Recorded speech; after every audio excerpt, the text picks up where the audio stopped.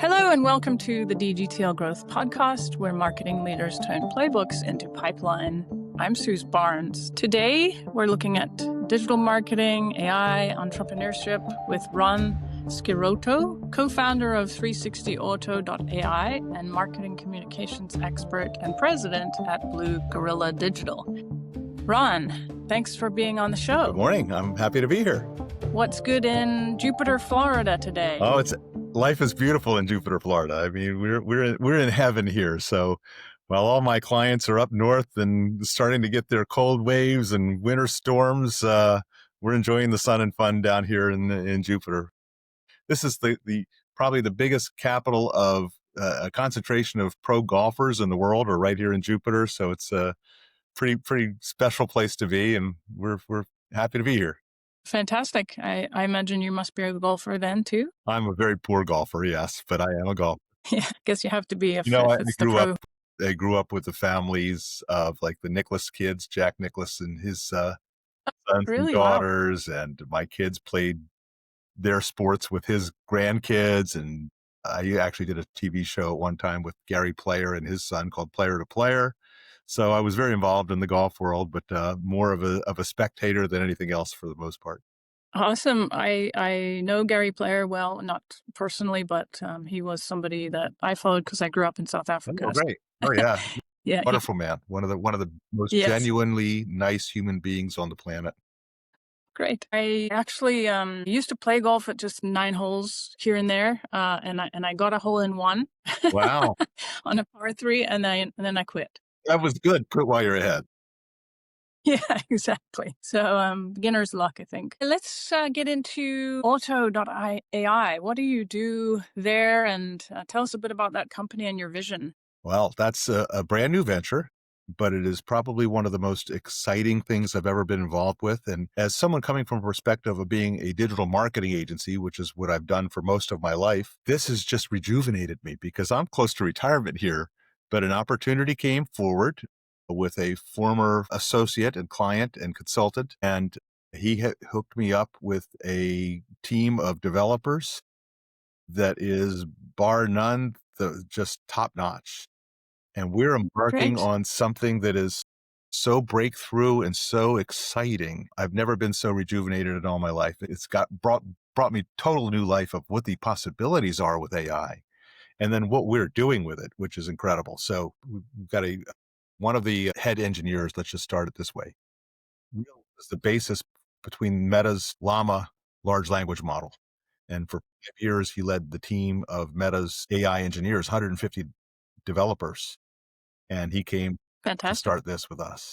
And he's just been fabulous. And so we are doing something that goes beyond what most AI is. And there's so many misconceptions about what AI really is, right? Everybody hears it. They think ChatGPT, that's the first thing that everybody talks about. Well, that's part of it, but there's several different facets to AI. And it's almost kind of like a buyer beware out there because in its most basic form, AI is machine learning for the most part, okay?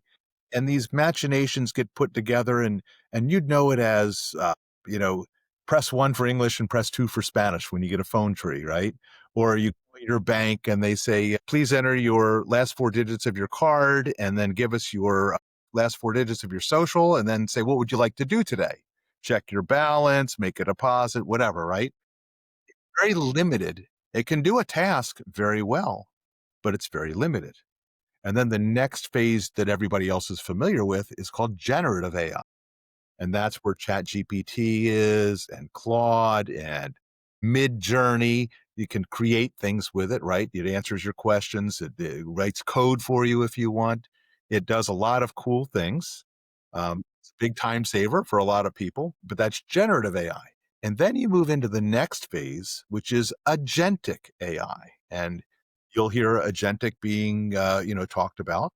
An agentic AI puts a human sounding voice in front of your AI. And now that voice has become extremely conversational. So the days are over where it was all robotic, right? And we'd hear an AI and you just would cringe. And customer service is horrible when it comes to that. People don't like that. They don't like to talk to that. They yell at the phone. operator, receptionist, get me off of here, right?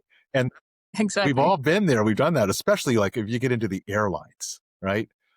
Gosh, what a nightmare. I wish we could put this system into all the airlines in the US because it would make the world a better place. But agentic AI can still be regarded as what we call a wrapper because you can, I use the term putting lipstick on a pig. All right. You still have a pig underneath. And with agentic AI, you can still have a wrapper. You can still be wrapping around a machine learning algorithm and place your questions there and let the voice talk about it, but it's still going to be limited in what it can do. And then you move on to what we're doing up there with 360 Auto AI. And this is fully autonomous agentic AI.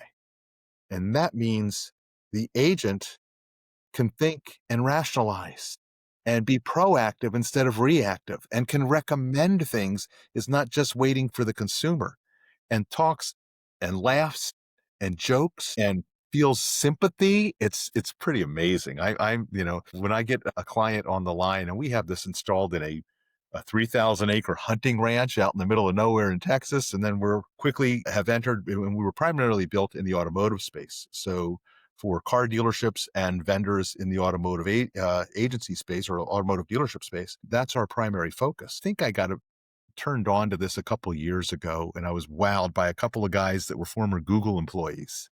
And they started a company called Stella AI. And the main purpose for that was to answer service phone calls after hours at a car dealership.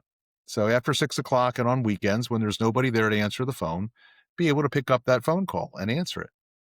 Well, we're gone way beyond that now. So we're having this system installed and it answers every phone call with one goal of booking an appointment.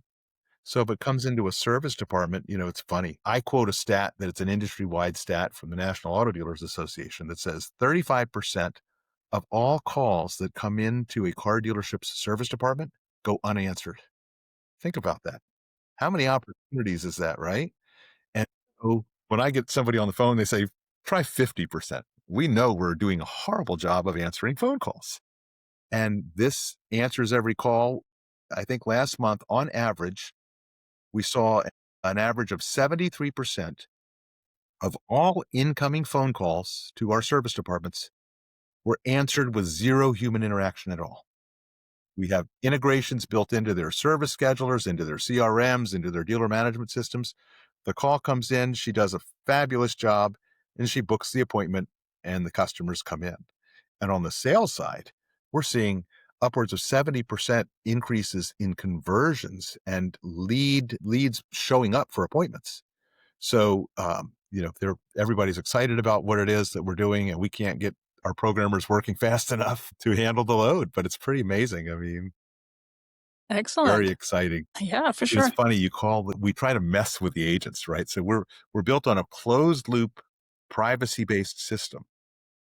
Hmm. That system can ingest data from anywhere, but nothing goes out. Everything is personally protected, like the PII is protected on an encrypted basis. So anybody who hacks us, they're not going to get anything, right?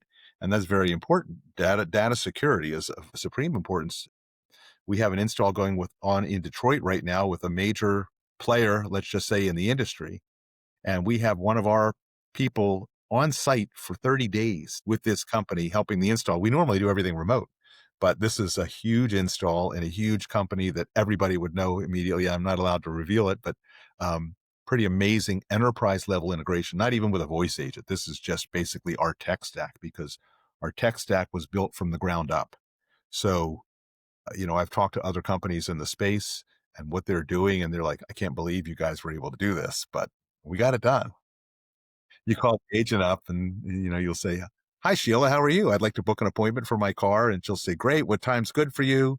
And I'll say, oh, how about tomorrow morning at 8 o'clock? And she'll say, oh, 8 o'clock? That looks like we've got a time for that. You're all booked. I said, wait a minute, sir, that's pretty early. Is there any place to get breakfast around there? And she'll say, well, sure. We've got, you know, McDonald's and we've got Perkins and we've got, Panera Bread and all right down the street, and we can have the shuttle service take you there. Right. She proactively gives me that information. I asked her one famous question as I asked her, I said, after my car's out of service, will it go as fast as one of those cars in a Fast and Furious movie?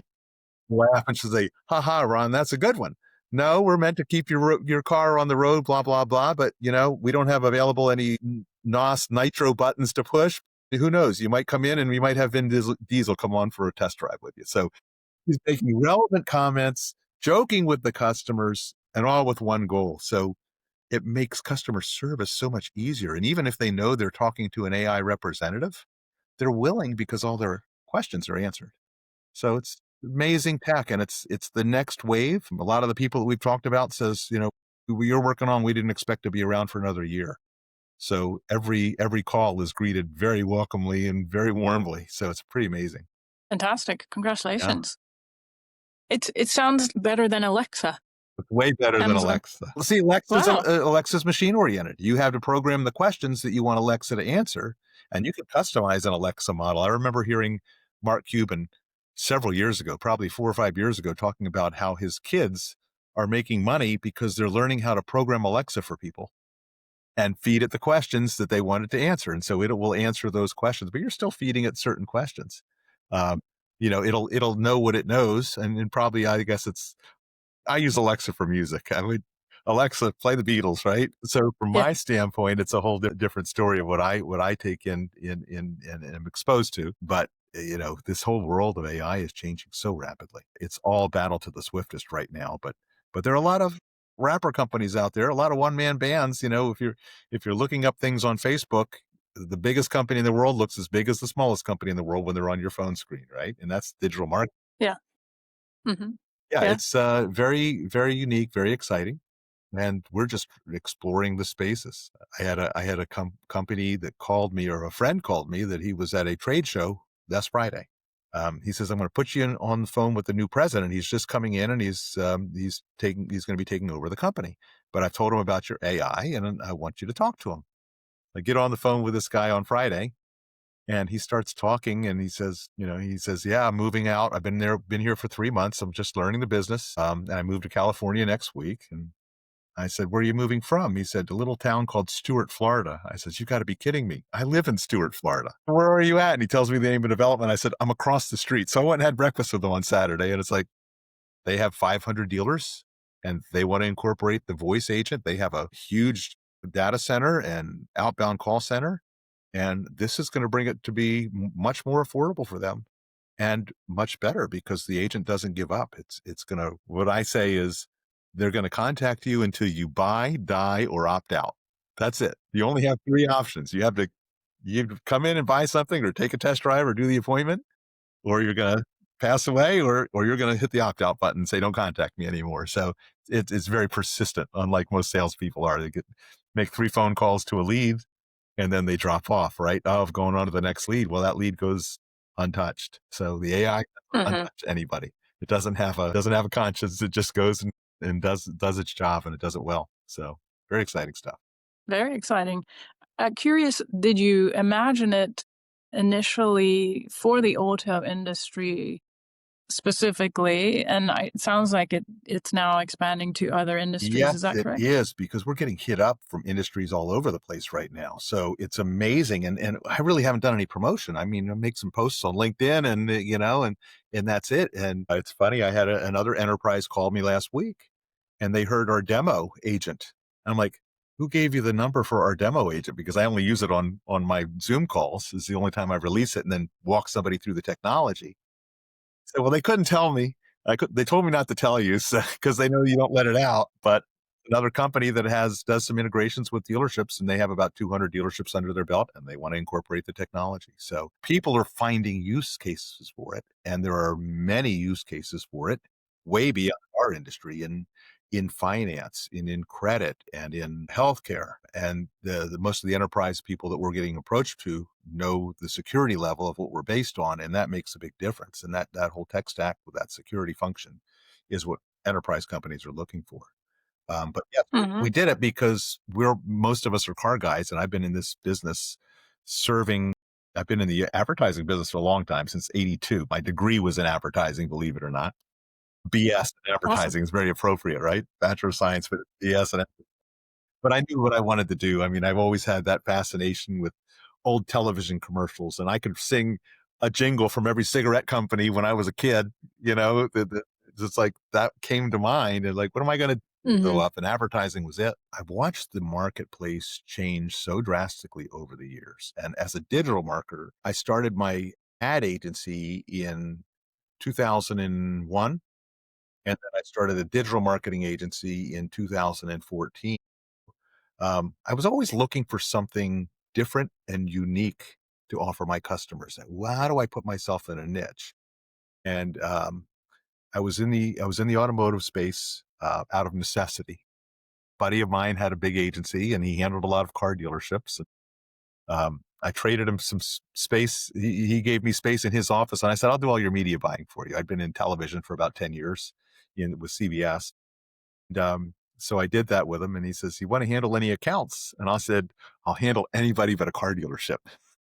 And then in Well, 1997, my son was born. My wife was a marketing director at a large bank for all of South Florida. And we had the first child, and I said, you don't go back to work. I'll take over. So now I went from two incomes and no kids to one income and two. And that's when I said, I guess I'll take over a couple of car accounts. And that's when I started in 97 handling car dealerships.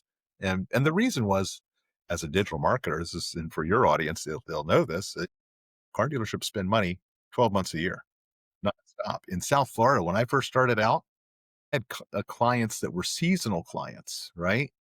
Real estate, very seasonal. The snowbirds come down in the fall and in the winter, right? Between Thanksgiving and Easter is when all the snowbirds come to South Florida. So that's when all the people would advertise. So your real estate, your paramutuals, which was like the dog racing track or Palm Beach High Lie, they were all very seasonal in how they operated. And that's where a lot of the business was, because we're a tourism fueled business. So everybody spent their money when the tourists were here. Well, car dealers spent it 24/7 every month and are never off. So it was easy to adopt, and I've gotten so acclimated to dealing with them and being able to answer their questions. It's like back of your hand. You just know it all too well. yeah. So, But I watched the digital marketing landscape change drastically. I embarked on a situation in 2003 with another partner, and we started a television network inside retail sporting goods chains. So we were in Bass Pro Shops. I don't know if you're familiar with them, but they're one of the largest outdoor retailers. They merged with another company called Cabela's, who we also had screens on. mhm. But we put television screens inside the stores. This is 2003, mind you. These were plasma screens way back then. They weren't even LED screens. Put a little appliance on the back of each one, and I could sit in my office, upload a commercial, and in 10 minutes, I could have it playing in any screen, in any department, in any store in the country. And so we had them in the fishing department, the hunting department, the footwear department. And then we're getting calls from the retailers. They're like, I'm getting 700% lift in 1 month because my commercials are on the screen. And I was a big fan of what we call recency ad planning, right? And that is, I learned that from a guy named Erwin Efron. He's ranked by Ad Age as one of the top 25 media buyers in the world. He's passed since then. But I was trying to figure out how to sell this system. And I used to read his articles, and he used to publish a weekly newsletter. So I contacted him in New York and kind of befriended him. And he was elderly at the time, but we had such great conversations. And he's, in essence, the father of recency planning. And so he would say, people shop when the cereal box is empty, not when it's full. And I'm like, what does that mean? He says, well, you shake out your cereal box and it's full. You don't think about it. But when you shake it out and there's one Cheerio left in the box and that's all that falls in your dish, now it's top of mind that, hey, you put that mental note, when I go to the grocery store, I need to pick up more cereal, right? And that's the way people shop. And in the automotive world, people know that their time is valuable and they might be spending 4 or 5 hours in the process when they're shopping for a car. So they have to do it on the weekend. So we would always put our media schedules Thursday, Friday, and Saturday morning because we want to catch them closest to the sale. And it makes a lot of sense. When you're top of mind, that's when people react. I used to follow a couple guys who are very big marketing gurus, Al Reese and Jack Trout. And you might be familiar with them. They had a book called Positioning, The Battle for Your Mind. And I still have this mental picture of one of the pages. And it was a person with their head basically cut off, and it's like a swimming pool up there, and basically with the top of their head. And it says, your mind is programmed to handle about 10 different things at max, right? More in, something falls out. Something doesn't get remembered. And they equated it to the 10-digit phone system in the US, where it's, 561 555 1212, your 10 digits, because it's broken up. So we remember these small digits, these small little groupings to put them together, right? To figure those 10 things. But I used to do that for my pitches for retention and for recall. And I would put a timer on my presentation, and I'd say, you got a 10-second timer. Quick, I'm going to put you on the spot, and I'm going to do this to you right now, Suse. I'm going to count on my fingers. Name 10 toothpaste brands for me right now. Colgate, Aquafresh, Tom's. You hit it. 3 on average. I mean, across the board, it's like that. But I pull up this screen, and you've got Close Up and Pepsodent and Crest, and there's literally there might be 50 different brands of toothpaste up on the screen when I do this, and everybody laughs, and they realize you don't have quick top of mind recall. So we used to profess that with our advertising schedule. So whereas a customer might say, all right, it's summer and I'm advertising an ice cream store, and it's August in Florida, so I'm going to put all my money into August because that's when people are out and it's hot and they want ice cream. And we'd switch them to one spot a week in the same spot on TV, 52 weeks a year, and increase their sales all across the entire year, just in the 1 month when they're competing with everybody else. And so it's kind of like that philosophy from a digital marketing agency for anything you're adopting is find that unique niche and find out that unique strategy that's going to work for your clients, right? And that's kind of what we do as an agency. And our digital agency, Blue Gorilla Digital, is not just automotive, although we cut our teeth on that. But I have right across the street from me, I'm on the Jupiter Inlet, right by the beautiful Atlantic Ocean, and across the street is the Jupiter Lighthouse. And they're one of our clients, and they've been there since 1860. And we promote that as a tourism venue. We have a theater across the street that used to be Burt Reynolds Theater. The Burt Reynolds Theater it's now called the Mulch Jupiter Theater, and they're one of our clients that we do work for. I'm doing a geofence campaign right now for them. So we have a lot of things in different spaces, in financial and in home improvement that we also handle. But now I'm working on how do I merge the AI tech into these other clients and make it work for them. And so that's what's become exciting, because the digital marketing space, as anybody in my field knows, has become very complicated, right? When we started out, we would make one newspaper ad, one TV commercial, and one radio commercial per month. And then you would update your newspaper ad at the end of the week for that weekend's edition, and you placed your buys. Well, now I have a car dealership client. I've got to start out the month with at least 4 sets of retargeting banners, which are a minimum of 5 banners. So there's 20 assets right there. How about another 4 Google business page assets? How about another 8 pages for their homepage banners, their carousel? How about Facebook carousel? Another 4 banners there going the Facebook carousel, Facebook ads, Instagram ads, doing video on TikTok and doing video on YouTube, and then doing your commercials and everything else. And it's like, it just gets overwhelming. There's a lot. And with the turnover, we prided ourselves as a white label agency when we started Blue Gorilla Digital back in 2014, because a lot of agencies were not doing digital then. And so we were doing programmatic buying back then and offered our services as a white label provider for other agencies, and did what we were doing. And that's how we started Blue Gorilla Digital. And it's kind of evolved from there. But that was the start of it. Awesome. I'm curious on the 360auto.ai and Blue Gorilla Digital. Is it easier to sell 360 Auto? In a heartbeat. I've done more demos in response to my outbound email campaigns in the last 4 weeks than I have in the last 20 years. No lie. I've been lit up. It's like I actually have a demo starting at 11:30 that I had to postpone because of our because of our interview. Yeah, I already told them, but because I had you on the Blue Gorilla calendar, not on the 360 calendar. I didn't transfer you. Oh, So yes, the anyway, old too many I pushed calendars. that off. But another client, another Kia dealership is looking at coming on board. And so I've got 8 dealerships onboarding this week alone, just a flood of influx. And it's just because they're all excited and they all know that it's the future. Fantastic. And what we did was, It, go on. I'm sorry. Go ahead.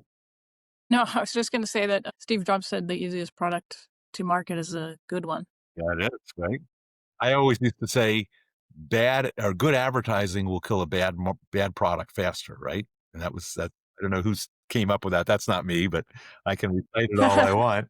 But that's truth. If you have a bad product and you drive more people there, it's going to die and the word's going to spread. And bad publicity is bad publicity, right? Hmm. In the automotive business, uh, it's great to keep a customer and retention is big, but 94% of all customers who have a bad experience in the service lane won't come back to that dealership for service. So you just have to screw up once and you're in trouble. So you can't afford to. You've got to be on top of your game. Your management has to be on top of their game.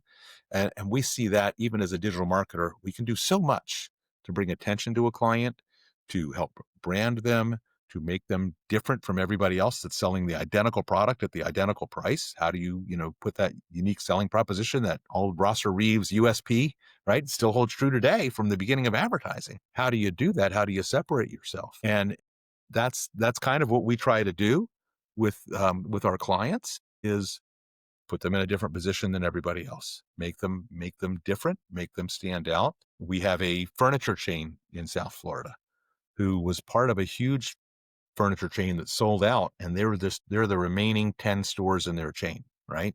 They're the only ones left. And they haven't been on TV in ages. We put them on last year around Christmas time, and they were off because they have major commitments with some print obligations where there still a lot of old school things going on. And we put them on TV and they showed a 20% lift to their website in August when they hadn't been on TV in a while. I was like, oh my gosh, we're getting traffic, we're getting sales. So they're back on now, right? But it's finding the niche and how do we set them apart? And I let them know. I says, if you're using streaming media, you can be the smallest guy in the market, but you look as big as the competitors. So you're Rooms to Go or one of the big major furniture chains. When they're seeing you come into the living room, and we're only serving to intenders, people who are currently shopping for furniture, for sofas, for living room furniture, whatever, we're delivering that message one-on-one, or we're delivering it to addressable households if you have a list. So no waste. And that market has changed tremendously too. But the AI, you talk about the fun stuff, like Sora has just come out and Visla. There's a million other products out there right now to help make TV commercials or help make. But we're building spots for our clients, building social media for our clients, using these tools, and it's amazing. And now I'm able to put an identity with a voice in these dealerships, showrooms, and their sales and service departments. Now we're doing it one better, and we're bringing that personality to life and putting them in their media. So in their digital spots, in their OTT and CTV, and in their broadcast, and it's amazing. And you don't have to pay talent fees. It takes a little more to develop a spot like that, but we're getting the hang of it and we're having fun doing it. So that's what's cool is the ability to embrace that new technology that AI is bringing to the table in various ways, put them to work for our own benefit as well as the benefit of our customer, right? Sure. So that's where this all comes into play. So it does tie in. And as we go on and develop new products, now we're into a whole new sphere of being able to do outbound reach with an AI agent, which is incredible as well. Another financial client that we're just put this presentation together for, who is looking to promote a financial product that they have that they're number one in that space in the nation. And they just gave us a huge budget to do a test just for one county. And they're basically saying, if this AI test works, we're rolling this out nationwide. And a huge national life insurance company. So we're getting these kind of inquiries coming in, and everybody is excited about it and anxious to see how it works and how does it play within their own confines, right? But it's a new time, it's a new day. And I think what's happened is the people have realized that if they don't get on this bandwagon, they're going to fall by the wayside. And that's really where it's at. Sure. Yeah. A question for you on, since you're working so much with AI, how many people do you actually have, real humans working on your team? Really? Only a dozen. Hmm. So, and we have some offshore coders, and we have people in Silicon Valley. We've got people in London, but then the sales team is a little bit separate. So we're mainly the sales arm for this because we're the front facing guys who know the business and know the automotive business. So it all comes through me first, but we have people out in the field that are out pushing it now, but it's very new. We've only been in operation since February. So Yeah, well, this is going way more rapidly than we expected. Not that we hoped for, but definitely way more than we expected because the acceptance rate is what's incredible. We do a demo to someone in 15 minutes, they're sold. They see and yeah, hear what it can do and the results that it's producing. And it's kind of a no brainer. It's funny because I want to bring this to the masses. And the agentic autonomous space is different than the other AI because AI automations can be done very inexpensively.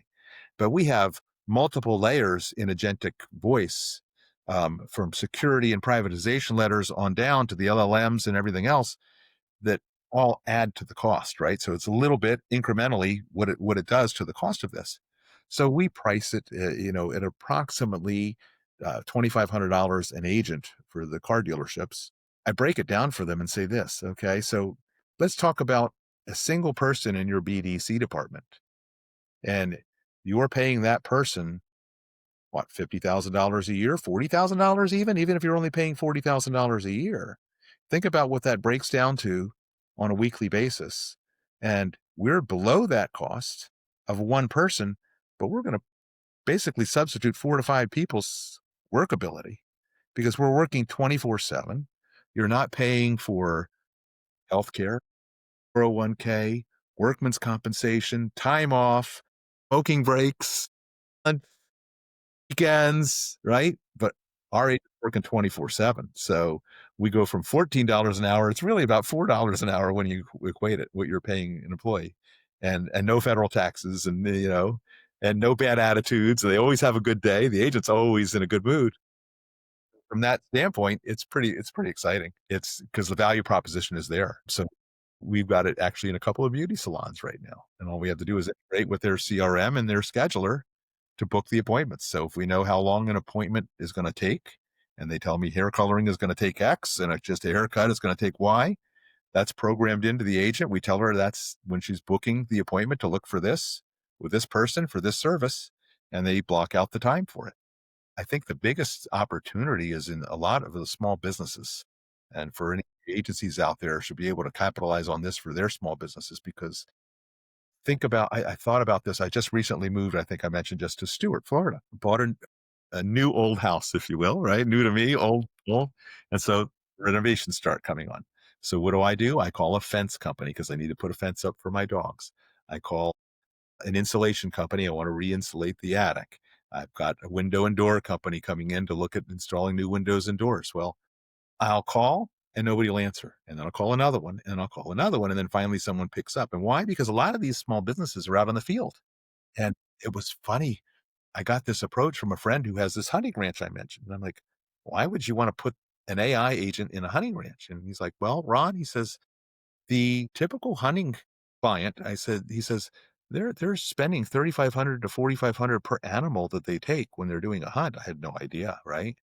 And then we have all these corporate companies that are booking, and they'll book for, 6 to 8 people to come out, spend 3 or 4 days at the ranch, go on their hunt. It's a team building thing, a camaraderie thing.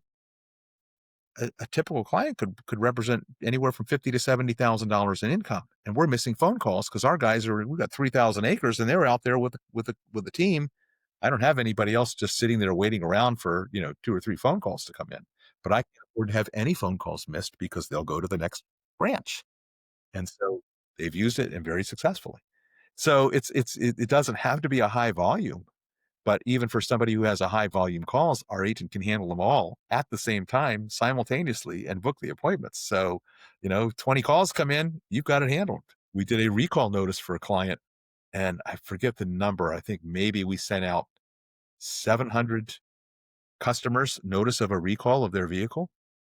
And literally within 10 minutes, we had 180 appointments booked. And the customer called and they were all freaking out. Like, something's wrong. What's going on? Well, all these notes are coming into our CRM. And maybe we shouldn't have pushed it out so fast, but those are all appointments you now have on your books. And they were just blown away and amazed by it. So capabilities are endless. So anybody out there who hasn't jumped on the bandwagon for AI, you better get on the stick. You better learn, go to Coursive and take classes on it, learn about the different AIs, the different way to integrations. You don't have to spend a lot of money on it. It's so available. Even MIT has classes for free online to learn AI.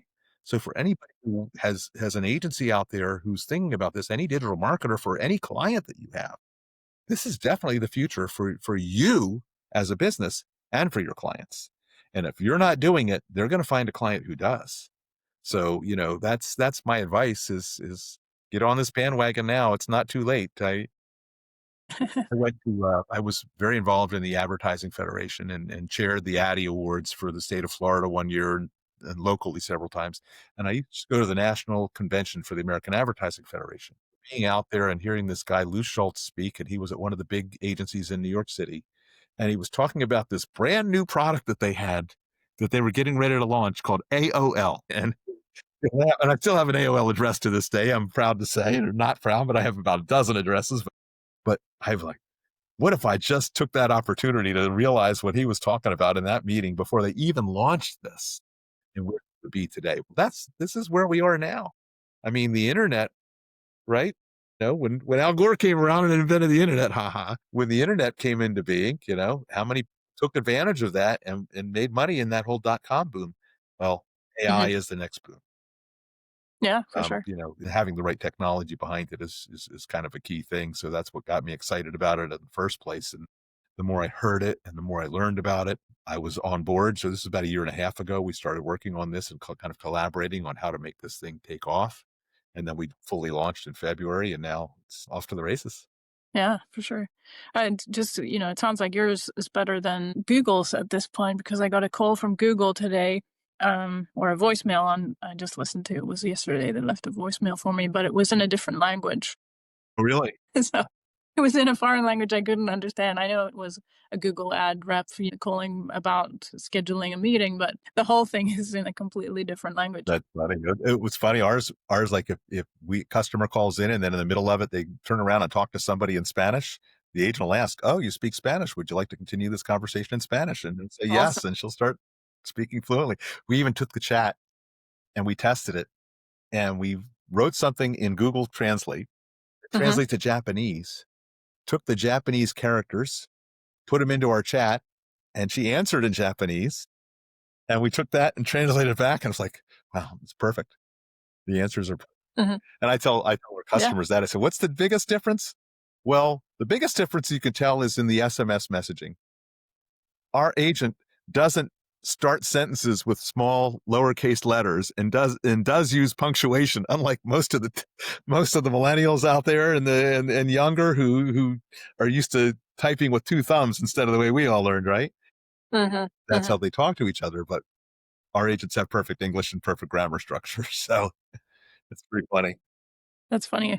One of my students, I actually teach advertising at USF here in San Francisco, and one of my students always texts me all caps, and I was wondering why. And that's probably why, because they don't have to. They don't have the shift and hit the shift key. Yeah. I've been chided by clients that say, "Why are you yelling at me?" Because I'll put something in capitalized letters to emphasize it. And why are you yelling? I don't understand that. I'm not yelling. I'm just trying to let you know this is the word I want to emphasize. As a guy who grew up as a copywriter, I mean, that was how I would communicate with my talent when I want this emphasis on this word if I'm using remote talent, right? Right in the studio with them, that's what I was doing. And that now that becomes a bad thing, and my kids will tell me about that. But they're a great benchmark for advertising in the whole digital world and where things have come. We moved into the OTT space. That's actually how I got introduced to this whole AI concept from somebody who was developing something in OTT. And we came up on my website, we call it Gorilla OTT. And we have a product that will give you the ability to put multiple messages on one OTT message, but only pay for one. So you pay for a 30-second commercial, right? A streaming commercial. And then we can develop three, four, five, six different spots below it that have identifiers and different things. So imagine during the election, presidential candidate comes up, it does their 30-second commercial, but below it, it says, click here with your remote, click here to learn about building the wall, or learn about my economic policy, or learn about immigration or whatever, and have a 2 or 3 or 4 minute program go on and fill that customer with information. We presented this to Nissan recently. And so we took one commercial for a Nissan Juke and then had little mini spots underneath it. One is on safety, and one is on performance, and one is on the roominess of the interior, and, all the different features. And so the customer just points their remote and calls something else up. You can even click through directly to the website, and even in e-commerce, go right to a page to buy something off of the screen. So it's the technology everywhere is changing in both the digital space and in the AI space. But to just think about where we were a few years ago when we didn't even think about that. And now everything is digital, and everything we measure is digital, right? Podcast is digital, right? It's the world we live in has changed. And I have a book behind me, and I brought this up with a friend recently that he turned me onto this book way over 20 years ago. There's a guy by the name of Dr. Nicholas Negroponte from MIT, and it was called Being Digital. And it was all about ones and zeros. All right. That whole framework of when digital first started. And it's amazing. But for anybody, early adoption is a great thing. I've always looked for the opportunity of what you can do to be different as a marketing agency, as well as a client. We want the client to stand out, but you want your agency to stand out with some kind of an offering or some kind of a differentiating factor that puts you apart from your competition to offer a service that they do not offer. And that's kind of where we always took our positioning, and always what we look for. Try to be ahead of the curve and look for something different or unique, and then fill that need just like an entrepreneur would with a product. We're trying to fill it with a service. Ron, it sounds like everything is going really well for you. Are there any challenges that you're facing? There are challenges every day, and even starting a new business is a bit of a challenge too, and staffing appropriately are all pretty important things right now. The biggest challenge, I think, is keeping up with all the parts and pieces. I recently disbanded a social media venture we embarked on, which, once again, spot a trend and find a way to handle that trend, right?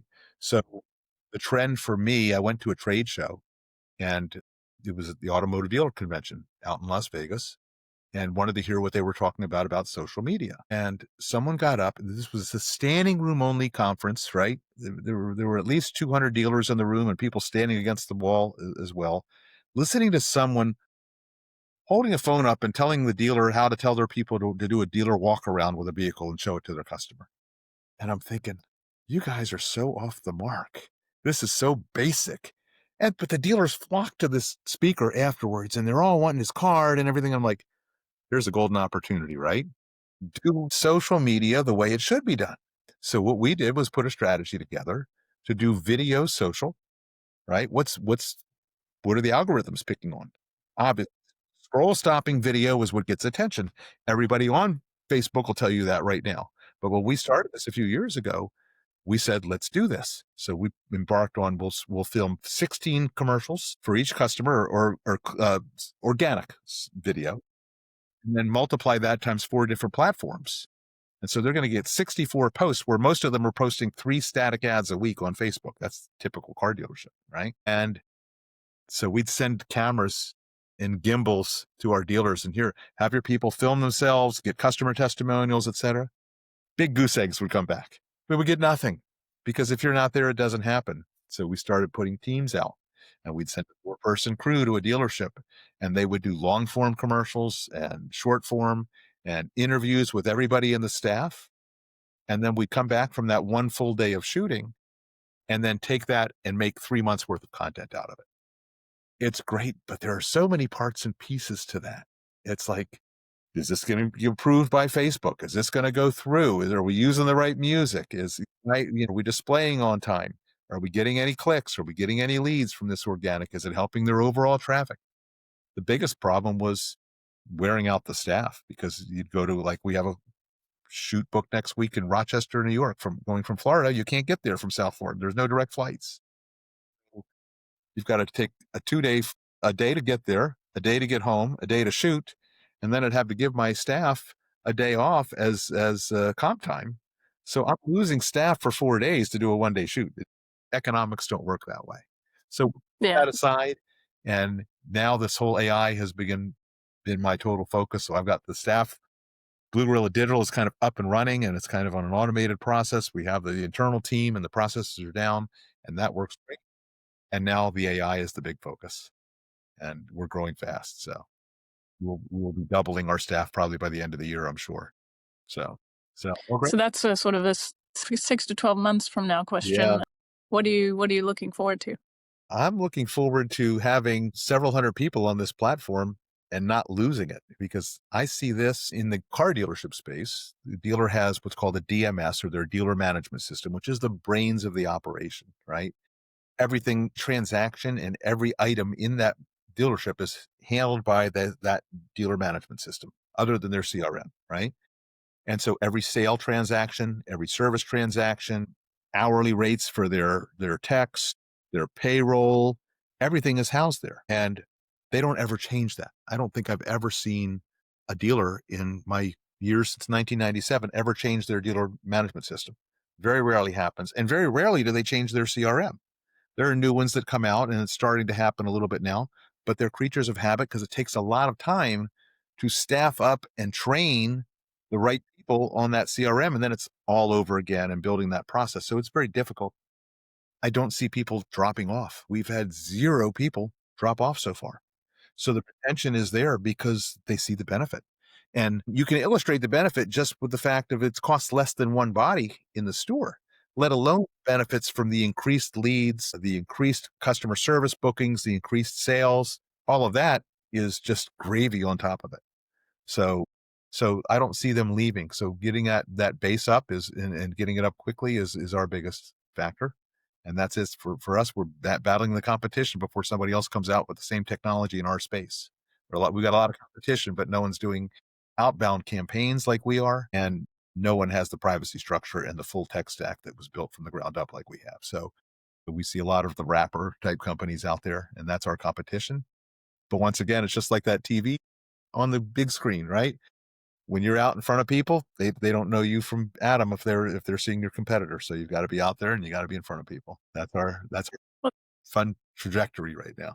yeah, it sounds like you've got a lot of different factors working for you in terms of you understand the auto industry, which also applies to many other service businesses, and you also understand the marketing and advertising that's needed Yeah, to stay that's on top of that's it. the differentiator. And you know that the automotive space, a lot of people might look down on it because everybody has a tough time in a lot of stores with transactions and the way the cultures of automotive have been grown, well, on a month-to-month sales basis, right? Everything is geared toward the end of the month. But for us, they're the hardest marketers to satisfy in the world. I mean, they are so ROI focused, and every time a hit comes up in the industry, whether it was the crash in '09 or the COVID, everything changed. Everybody started dropping off and doing different things. What we learned is to be lean and mean and very focused on ROI for the customer. And when we go to a different type of customer outside of the space, it's like lights go on, the big aha the moment goes on, because they've never been exposed to a lot of the techniques, especially small businesses, that we've had to be ahead of the game on. And we've got early adopters, clients who are number one in the world. I've got one client who was, we handled for 20 years as the number one dealership in the world for their brand. 20 consecutive years. Everybody has a target on your back. So even though we were number one in the market in the metropolitan DC area, we had to beat the people in Miami and in New York who were our competitors, because that was the battle, was not to how many cars we were going to sell, is are we going to outsell the other guys so that we retain our number one title for the year? That was it. That was the sole directive, right? So you take all those tactics you learn to keep somebody up in that number one position, and you translate that to a roofer, a plumber, a window and door company, and they're like amazed at what the technology is that you can bring to them, and what advantages you can bring as a digital marketing agency to them. So that's the exciting part about the digital marketing part. But now it's finding the way to wrap the AI with the digital marketing and really make it take off. Yeah, well, it sounds like you're well on your way. I'm excited to keep following and see how it goes. Well, I'll keep you posted. Great. Ron, how can everyone get a hold of you? We need to wrap up. We're almost at the full hour now. Right above me, it's auto.ai, and you can even contact me at ron@. Thank you so much for your time today. It's been awesome learning more about 360auto.ai and Blue Gorilla Digital. Thank you. I appreciate you having me.